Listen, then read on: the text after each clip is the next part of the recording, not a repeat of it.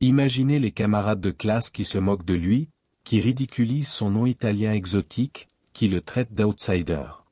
Peu d'entre eux auraient pu prédire qu'en quelques décennies, cet enfant ostracisé transformerait le cours de l'histoire européenne, redessinerait les cartes des nations, créerait un système juridique qui persisterait pendant des siècles, et deviendrait l'une des figures les plus influentes de tous les temps.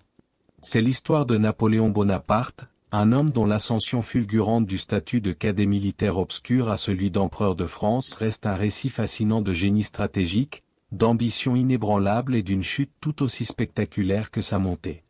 C'est une histoire compliquée, remplie de contradictions. Un homme qui apporta la stabilité à une nation en proie au chaos révolutionnaire, mais qui finit par plonger l'Europe entière dans des guerres sanglantes pendant plus de 2 décennies.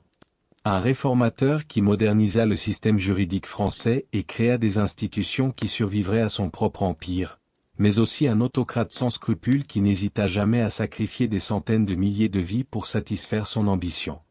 C'est l'histoire de la façon dont un homme, malgré toutes les probabilités, s'éleva du néant pour dominer un continent, et comment cette domination s'effondra dans le froid désolé d'une retraite russe. Avant de plonger dans les profondeurs de cette saga épique, je dois vous dire que si vous aimez découvrir les histoires cachées de l'histoire, les récits oubliés qui façonnèrent notre monde, c'est exactement le genre de contenu que nous créons ici. Alors, s'il vous plaît, pensez à vous abonner et à aimer cette vidéo.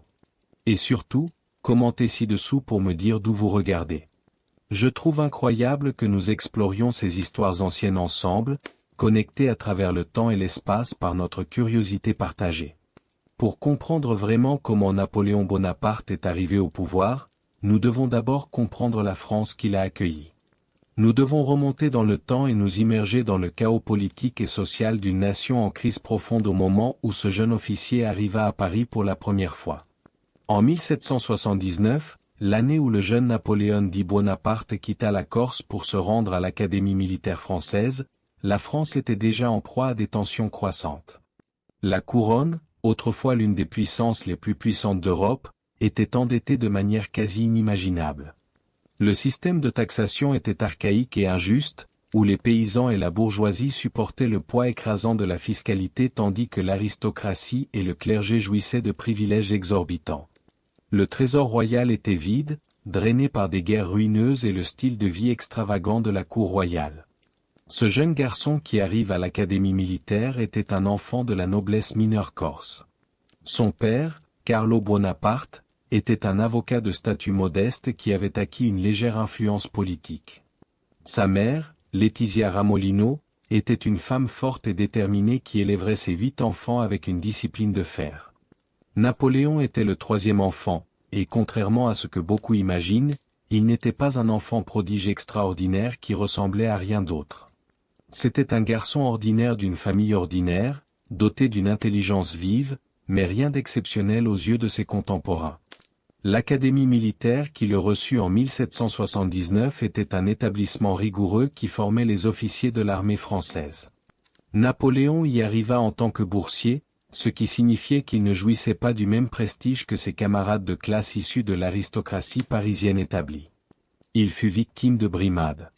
Ses camarades moquaient son accent corse, appelaient ses origines insulaires primitives, et le traitaient comme un étranger. Cette expérience humiliante plantait le germe d'une ambition qui le poursuivrait tout au long de sa vie. Il n'y avait rien comme une jeunesse d'insultes sociales pour aiguiser l'appétit d'un homme ambitieux. Il y a quelque chose de très important à comprendre ici. Pendant que Napoléon grandissait comme cadet, la France elle-même était en train de se transformer. L'année où il obtint son diplôme, en 1785, juste un an plus tard, la Révolution française éclatait. Cette révolution allait déchirer le tissu même de la société française, menacer la couronne elle-même et créer un vide de pouvoir colossal. Et c'est dans ce vide que notre jeune Corse allait se trouver. Quand la Révolution commença en 1789, Napoléon Bonaparte n'était qu'un jeune officier d'artillerie, loin d'être une figure majeure ou connue du mouvement révolutionnaire. Il n'y a rien de cinématique dans ses débuts. Il n'était pas un meneur de foule, pas un orateur charismatique, pas un génie politique.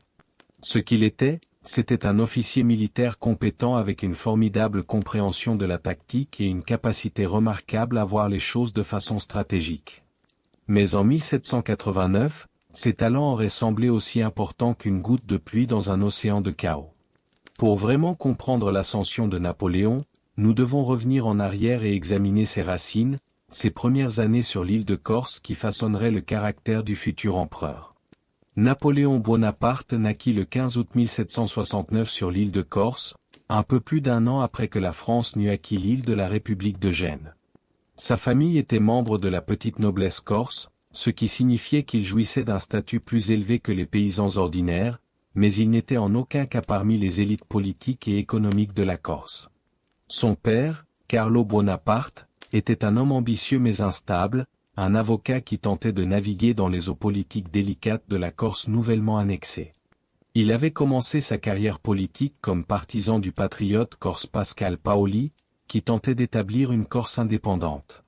Mais quand Paoli fut vaincu et exilé en 1769, Carlo changea de camp et se rallia aux autorités françaises.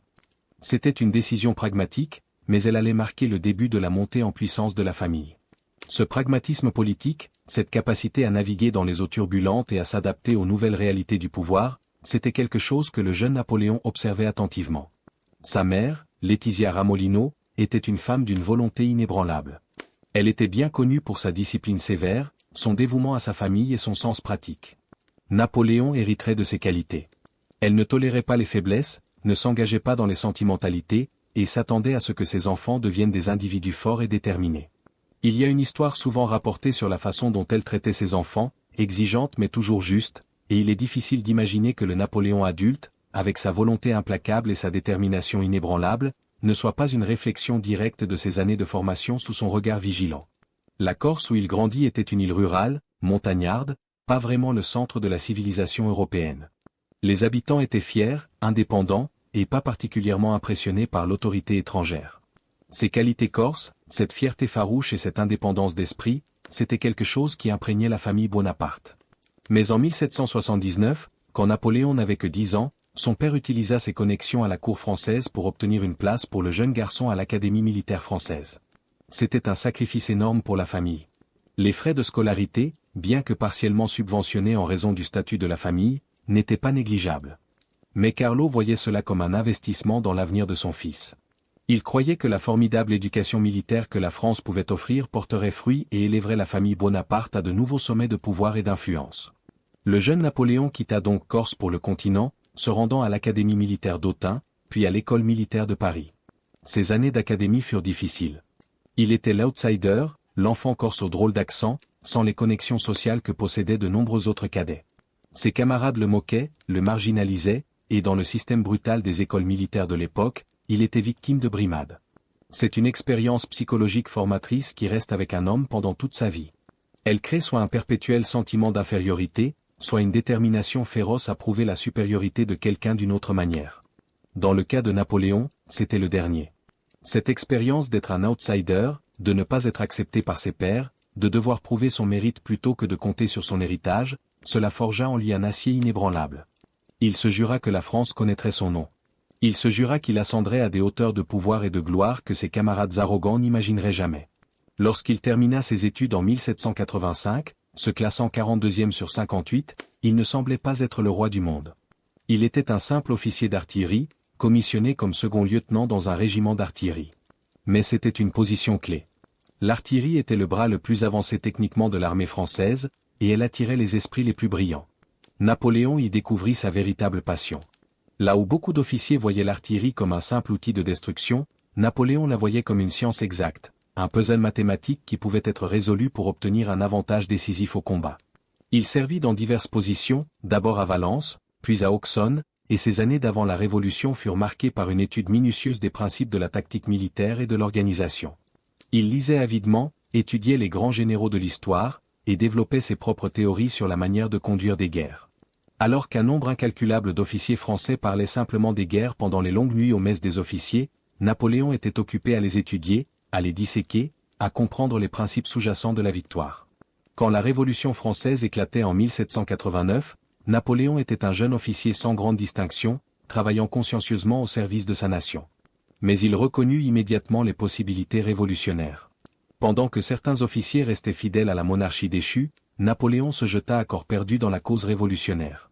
Il retourna même en Corse pour soutenir les révolutionnaires, tentant d'utiliser la Révolution pour établir une position dominante dans sa région natale.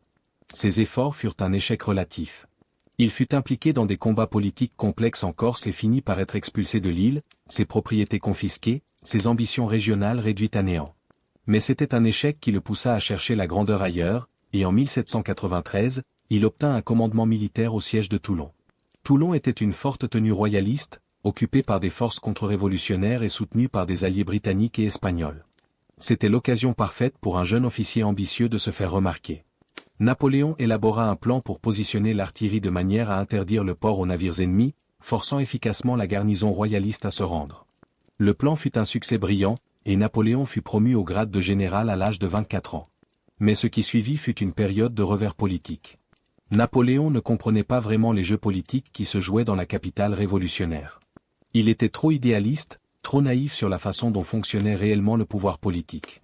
En 1795, il fut retiré de ses commandements de combat, accusé de ne pas être suffisamment révolutionnaire.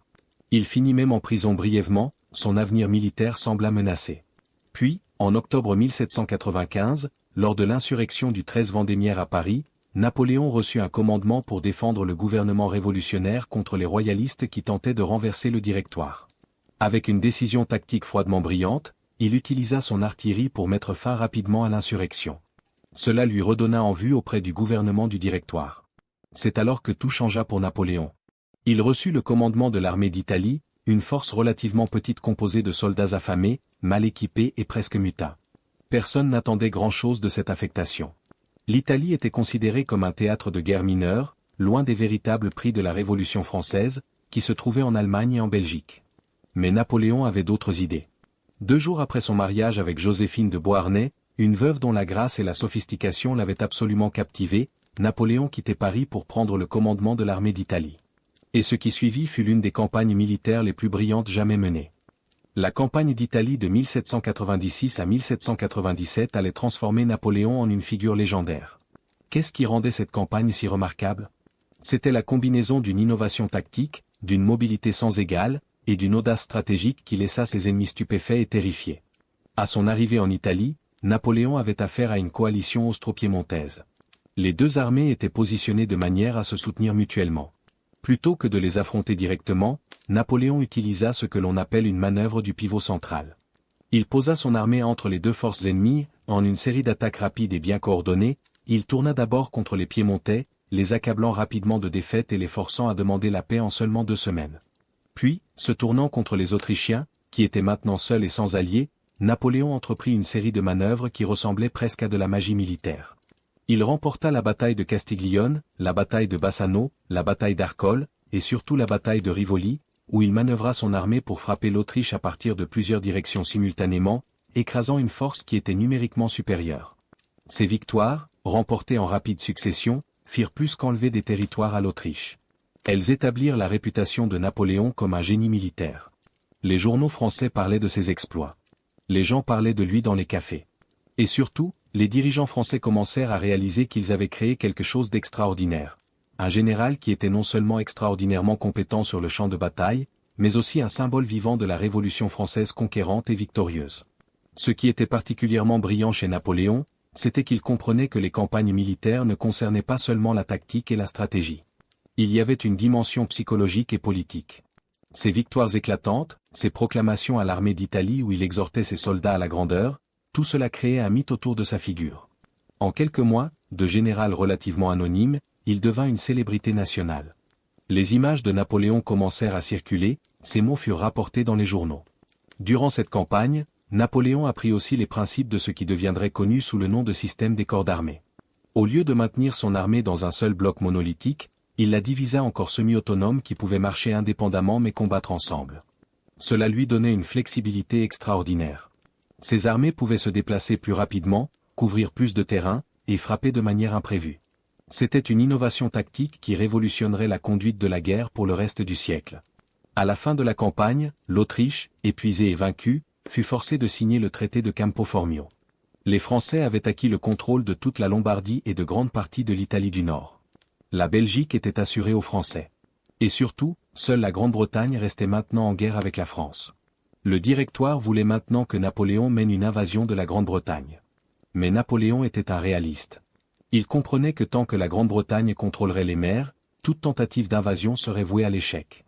Au lieu de cela, il proposa quelque chose de plus audacieux et de plus ambitieux, une expédition en Égypte. Imaginez être un général français en 1798, auréolé de gloire, au sommet de votre popularité, adoré par la nation et même par vos ennemis qui vous craignaient.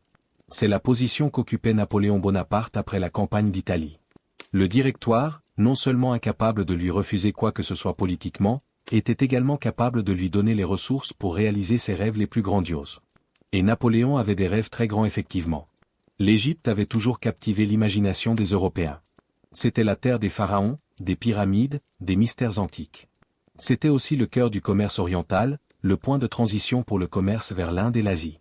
En 1798, l'Égypte était nominalement sous contrôle ottoman, mais en pratique, elle était gouvernée par une caste guerrière appelée les Mamelouks, d'anciens esclaves qui avaient pris le contrôle du pays. Napoléon proposait d'envahir l'Égypte, d'établir une colonie française permanente, de la moderniser et de la westerniser, et d'en faire un point de départ pour d'ultérieures incursions dans l'Est. Théoriquement, cela isolerait la Grande-Bretagne de ses colonies en Inde en les menaçant par une présence française en Égypte. C'était un rêve géopolitique grandiose, le rêve d'un homme qui imaginait lui-même suivant les traces d'Alexandre le Grand, conquérant le monde antique. En mai 1798, une armada française d'environ 36 000 soldats se rassembla à Toulon. Ils ne savaient pas où ils allaient. Même les membres du commandement n'étaient pas au courant. Le secret était si grand. Mais quand la flotte leva l'ancre et navigua dans la Méditerranée, ils se dirigeaient vers l'Égypte et vers une aventure qui allait transformer la géopolitique du Moyen-Orient et les perspectives historiques du régime. La flotte fut miraculeusement en mesure d'éviter l'amiral britannique Horatio Nelson, dont les navires patrouillaient la Méditerranée pour intercepter l'expédition française. Grâce à la fortune, à une tempête qui dispersa la flotte britannique, et à un peu de chance, les transports français arrivèrent en Égypte en juillet 1798 sans être interceptés. Les premiers succès furent décisifs. Les Français capturèrent Alexandrie sans grande résistance. Puis, le 21 juillet 1798, Napoléon affrontait les Mamelouks à proximité du Caire, près des grandes pyramides de Gizeh.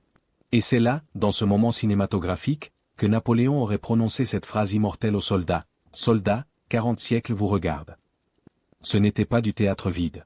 C'était un général qui comprenait le pouvoir de l'inspiration, la manière dont une phrase bien placée, une référence à la grandeur historique, pouvait transformer le moral des soldats. Et cela fonctionna. À la bataille des pyramides, les Français, combattant en formation carré disciplinée, écrasèrent les attaques de cavalerie mamelouk traditionnelle. 2000 mamelouks furent tués et les survivants s'enfuirent. Mais c'est alors que la fortune abandonna Napoléon. L'amiral Nelson, ayant finalement localisé la flotte française, l'attaqua lors de la bataille d'Aboukir, appelée aussi la bataille du Nil, le 1er août 1798. Ce fut un désastre catastrophique pour la marine française. Plusieurs navires de guerre français furent coulés ou capturés. Les Français perdirent une flotte entière. Soudain, Napoléon et son armée se trouvaient isolés en Égypte, coupés de toute possibilité de renforcement ou de ravitaillement en provenance de la France.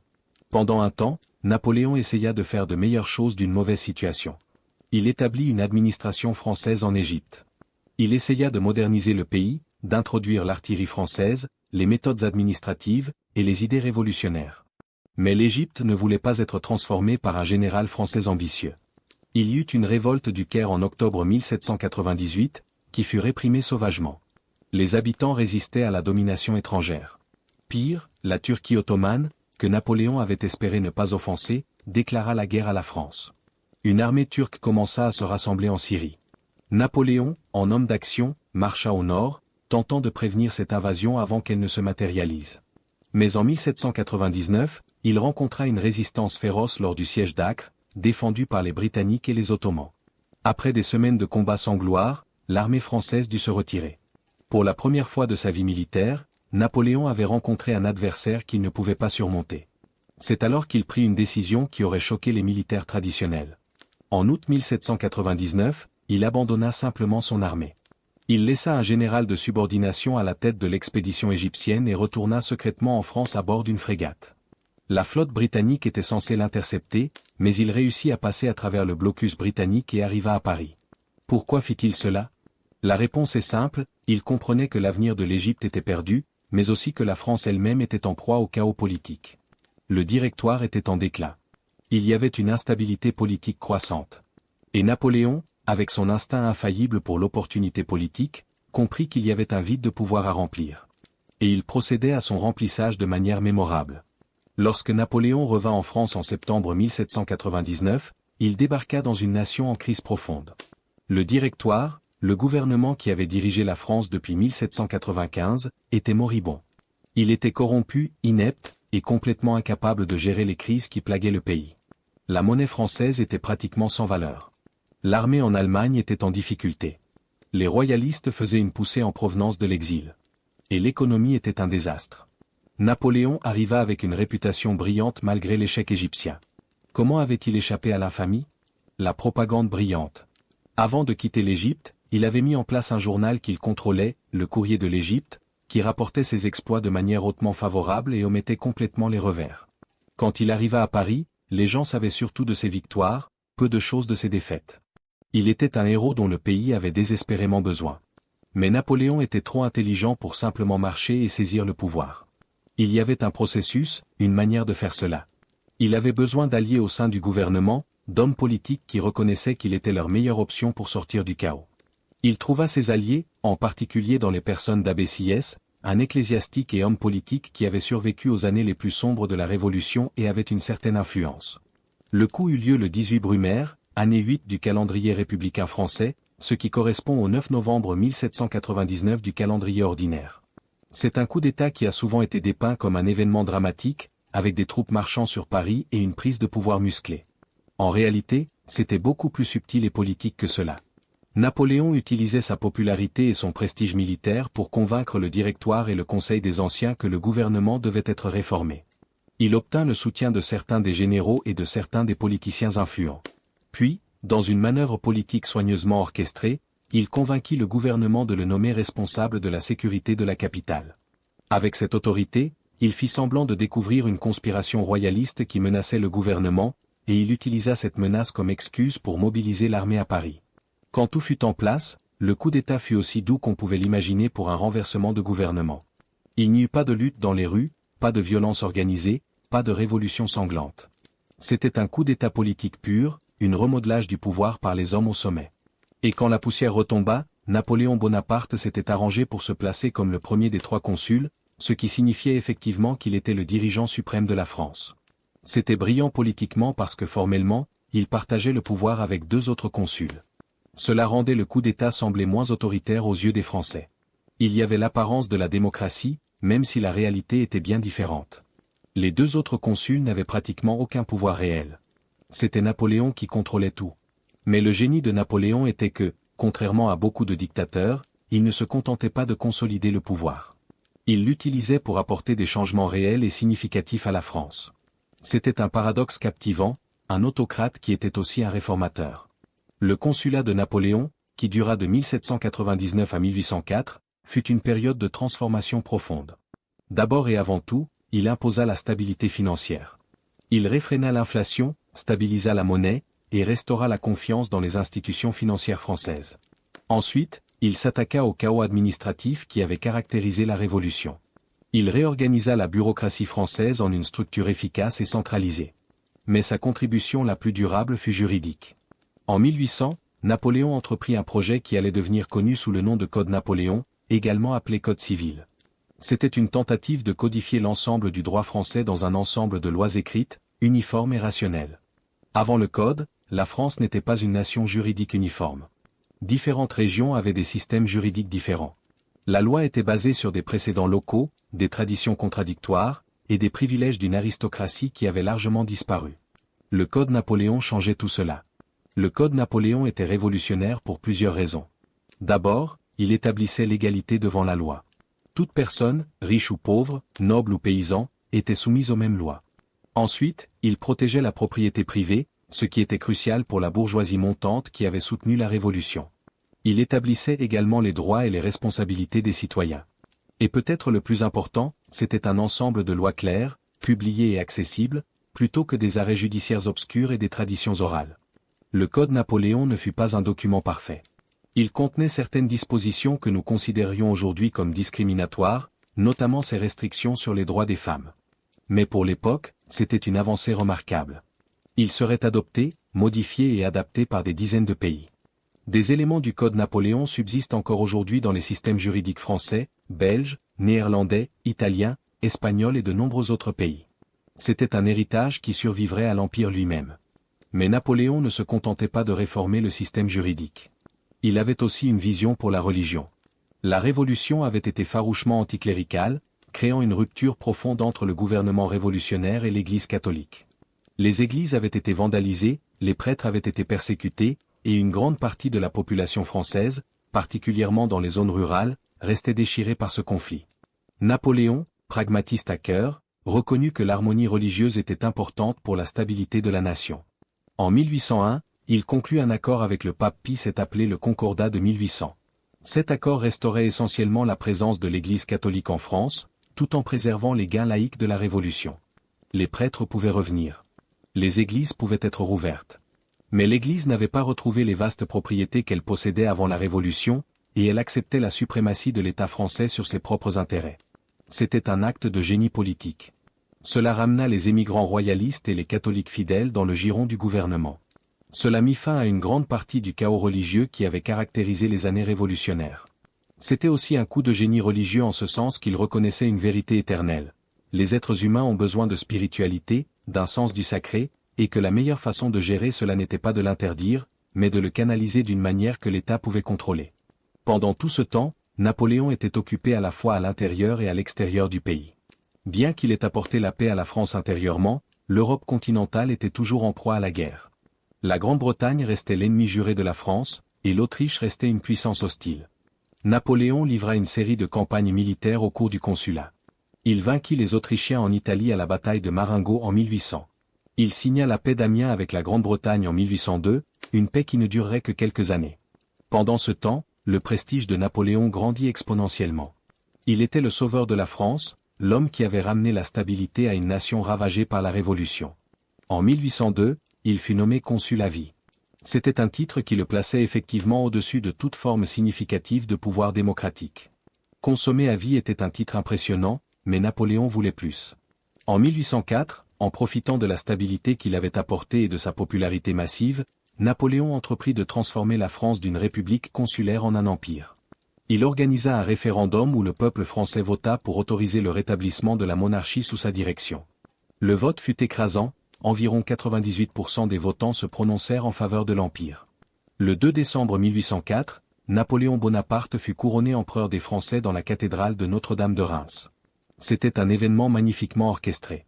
Le pape lui-même fut invité à assister à la cérémonie. Mais le moment historique le plus emblématique fut quand Napoléon, plutôt que de permettre au pape de le couronner, prit la couronne lui-même et la posa sur sa propre tête. C'était un symbole puissant. Le pouvoir de Napoléon venait de sa propre volonté et du peuple, pas de la bénédiction divine du pape ou du droit divin de naissance. En procédant ainsi, Napoléon créait une nouvelle forme de monarchie. Ce n'était pas le droit divin des anciens Bourbons. C'était une monarchie méritocratique basée sur le talent personnel, la capacité militaire, et la volonté populaire. C'était aussi, en effet, une dictature absolue, mais une dictature qui se revêtait des vêtements d'une monarchie populaire et d'une démocratie. Avec le couronnement, l'Empire français entra dans sa phase d'expansion maximale. Napoléon, maintenant empereur, se tourna vers la tâche de dominer l'Europe. Les années entre 1804 et 1807 furent les années apogées de la puissance militaire napoléonienne. En 1805, Napoléon remporta une victoire éclatante à la bataille d'Austerlitz, souvent considérée comme son chef-d'œuvre tactique. L'armée impériale française, de environ 73 000 hommes, affrontait une coalition austro-russe de environ 100 000 soldats. Napoléon étudia attentivement le terrain. Il positionna son armée en embuscade dans les collines brumeuses de Moravia. Il permit à la coalition ennemie de concentrer ses forces contre ce qui semblait être sa ligne défensive la plus faible. Puis, au moment crucial, Napoléon effectua une manœuvre de génie. Il déplia ses réserves et attaqua le flanc des Autrichiens et des Russes, les divisant en deux et les écrasant complètement. En une seule journée, plus de 20 000 soldats de la coalition ont été tués, blessés ou faits prisonniers. Austerlitz consolida l'Autriche comme puissance de premier ordre et établit la France comme la dominante force militaire en Europe continentale. Puis vint la bataille d'Iéna en 1806, où Napoléon anéantit l'armée prussienne en une seule journée. Les Prussiens, qui s'étaient longtemps considérés comme une puissance militaire de premier plan, furent humiliés. Les victoires se succédèrent, chacune plus écrasante que la précédente. En 1807, à la bataille de Friedland, Napoléon vainquit une armée russe et força le tsar à s'asseoir à la table des négociations. Le traité de Tilsit, signé en 1807, redistribua efficacement le pouvoir en Europe. La France, sous Napoléon, devint clairement la puissance dominante du continent. La Prusse fut réduite à une puissance de deuxième rang. La Russie, malgré sa défaite, garda sa dignité relative grâce à des négociations prudentes. Et seule la Grande-Bretagne, protégée par l'océan Atlantique et sa marine supérieure, restait l'ennemi irréductible de Napoléon. C'est pendant cette période que Napoléon entreprit l'une de ses politiques les plus caractéristiques, le blocus continental.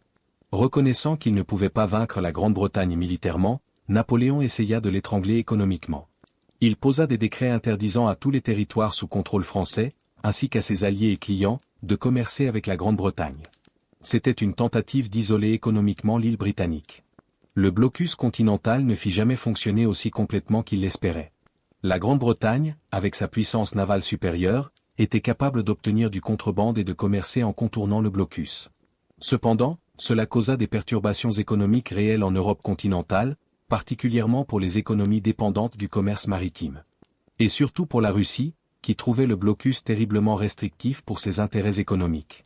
Cette politique semence du mécontentement qui allait, à long terme, venir l'embarrasser. Les années qui suivirent Tilsit jusqu'en 1812 virent Napoléon à l'apogée de sa puissance. Mais ce qui caractérise cette période, c'est que les guerres n'ont jamais vraiment cessé. Il y avait toujours un nouvel ennemi à vaincre, une nouvelle coalition à briser, une nouvelle injustice internationale à rectifier. La campagne d'Espagne, commencée en 1808, fut particulièrement significante. Au départ, c'était une tentative de Napoléon de mettre la péninsule ibérique entièrement sous contrôle français. Il plaça son frère Joseph sur le trône d'Espagne. Mais le peuple espagnol ne s'était pas attendu à cela. Ce qui avait semblé être une réorganisation politique simple se transforma rapidement en une révolte populaire sanglante. Les Espagnols firent la guerre de guérilla à l'armée française. Pendant 6 années, de 1808 à 1813, l'armée française livra un conflit épuisant contre une population espagnole qui refusait tout simplement d'accepter la domination étrangère. Les Britanniques, reconnaissant une opportunité, envoyèrent une armée sous le commandement du duc de Wellington pour soutenir les Espagnols. Cette campagne coûta à Napoléon des centaines de milliers d'hommes et des ressources innombrables. C'est pendant la campagne d'Espagne que le génie militaire de Napoléon commença réellement à montrer ses limites. La tactique qui avait si bien fonctionné contre les armées régulières européennes était moins efficace contre une population entière engagée dans une révolte nationale. Vous ne pouviez pas manœuvrer votre armée pour briser une guérilla.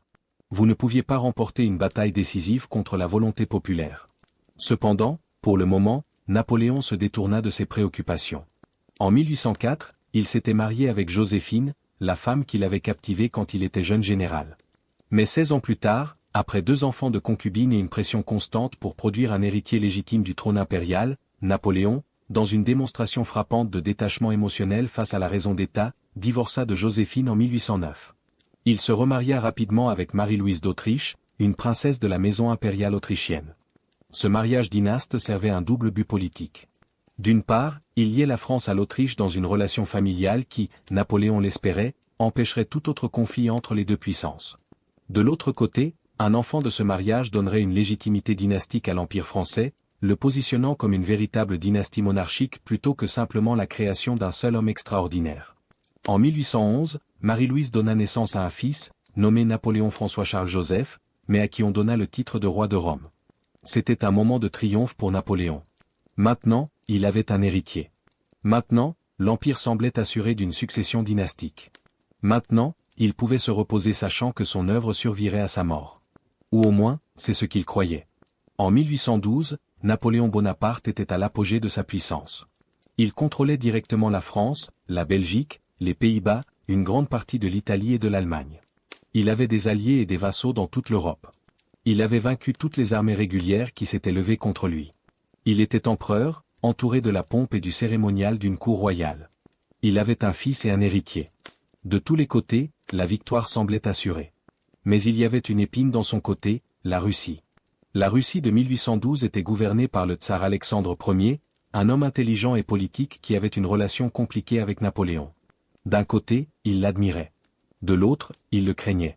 Le tsar russe s'était plié aux conditions du traité de Tilsit, acceptant le blocus continental et abandonnant ses alliés. Mais cette soumission brûlait. Ce qui était particulièrement irritant pour le tsar, c'était que le blocus continental, censé blesser la Grande-Bretagne, blessait également terriblement la Russie. L'économie russe était basée sur l'exportation de matières premières et l'importation de biens manufacturés, particulièrement des produits britanniques. Sans le commerce britannique, l'économie russe stagnait. La noblesse russe, qui s'était enrichie par le commerce avec la Grande-Bretagne, voyait sa richesse décliner. En 1801, la Russie rompit silencieusement le blocus continental, permettant le commerce britannique sur son sol. C'était une humiliation directe pour Napoléon. Le tsar avait violé un accord solennel. Et Napoléon, avec son orgueil monumental, ne pouvait pas simplement laisser passer cela.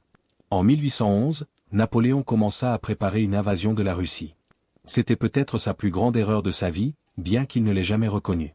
L'invasion de la Russie fut préparée avec un soin méticuleux. Napoléon rassembla environ 600 000 soldats, la grande armée la plus puissante jamais rassemblée.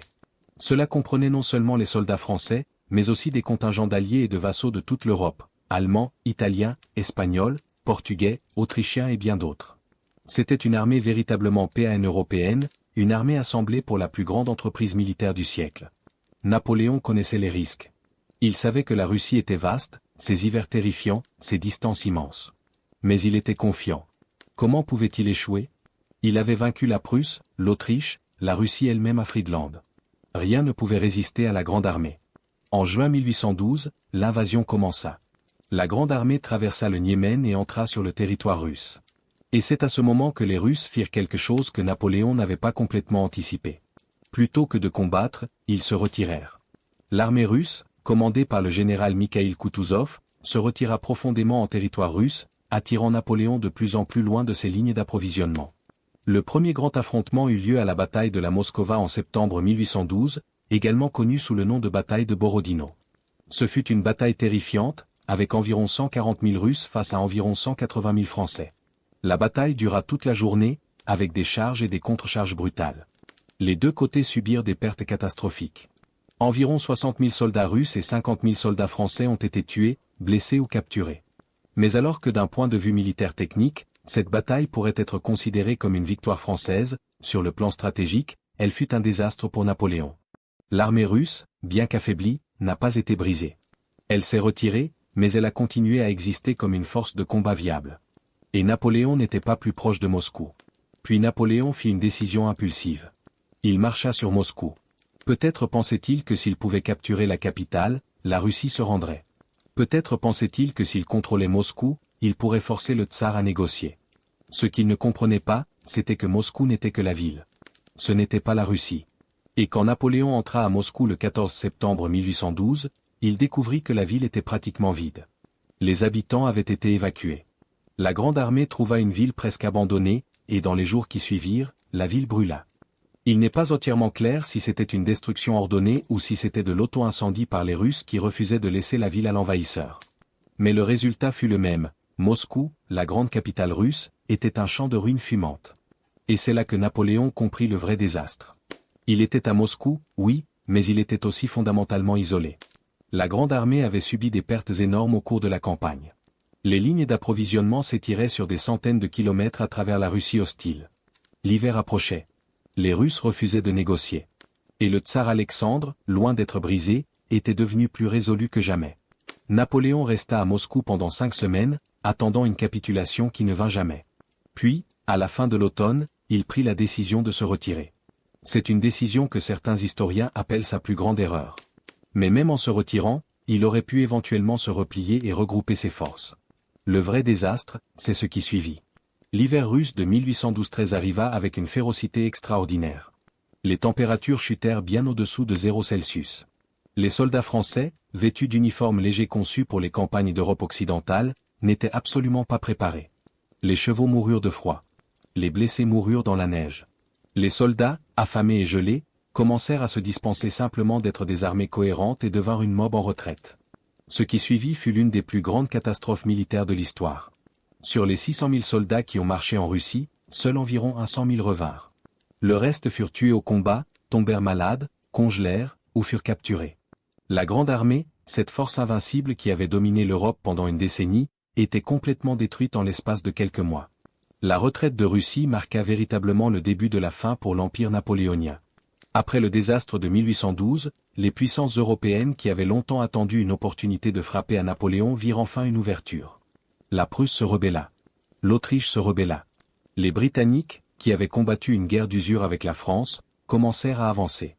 Et même certains des alliés les plus fidèles de Napoléon commencèrent à se demander s'il était toujours invincible. En 1813, la bataille de Leipzig, également connue sous le nom de bataille des Nations, vit les armées alliées affronter Napoléon dans ce qui fut essentiellement la dernière grande bataille de la campagne de 1813. Napoléon fut vaincu et forcé de se retirer en France. Pour la première fois depuis son ascension au pouvoir, une armée ennemie avança vers le cœur de la France elle-même. En 1814, l'armée alliée entra à Paris. Napoléon, voyant que tout était perdu, abdiqua le 6 avril 1814. C'était une chute spectaculaire. Moins de 1 an plus tôt, il était empereur de France, maître de l'Europe continentale, le plus grand général vivant du monde. Maintenant, il était un exilé, exilé sur l'île d'Elbe dans la Méditerranée. Mais la chute de Napoléon n'était pas la fin. Moins d'une année de son exil, en mars 1815, Napoléon s'échappa de l'île d'Elbe et retourna en France. En l'absence de Napoléon, les puissances alliées avaient restauré les Bourbons sur le trône, plaçant le roi Louis XVIII, frère du roi Louis XVI, qui avait été exécuté pendant la Révolution, sur le trône. Mais nombreux des anciens soldats de Napoléon n'avaient pas oublié.